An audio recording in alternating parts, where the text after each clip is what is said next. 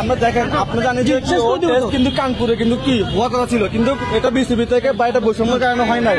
এখন পরবর্তীতেও কি বলছি যে আমাদের কি মিরপুরে বাংলাদেশের মিরপুরে কিন্তু কি হবে, কিন্তু তাও হতে কিন্তু দেয় নাই, কারণ এটা বৈষম্যের কারণে হয় নাই, বুঝছেন।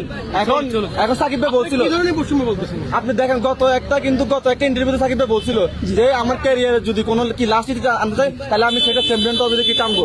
দেখেন একটা মানুষ বিশ্বসেরা অলরাউন্ডার কিন্তু কি পুরো ওয়ার্ল্ডে কিন্তু আমাদেরকে সবাইকে চিনেছে, সবাই বাইরে আসে, সবাই চিনে মানে কি বাংলাদেশ আমাদের বিশ্বসেরা অলরাউন্ডার সাকিব আল হাসানকে আমাদের রত্নকে আমাদের দেশে ফিরিয়ে আনতে হবে। এটা ডক্টর ইউনূস সাহেবের কাছে আমাদের আবেদন। আমাদের দেশের রত্ন, বিশ্বসেরা রত্ন সাকিব আল হাসানকে বাংলাদেশের মাটিতে ফিরিয়ে আনতে হবে। চ্যাম্পিয়ন্স ট্রফিতে তাকে সুযোগ করে দিতে হবে, শাসন মানে তাকে ফিরিয়ে আনতে হবে। এই বলে আমাদের বক্তব্য, সাকিবের বক্তব্য আপাতত স্টপ। এবং হচ্ছে আমাদের পরবর্তী যে কর্মসূচি যেটা হবে লং মার্চ, যেটা কোনো সাকিব আল হাসানকে দলে চাই।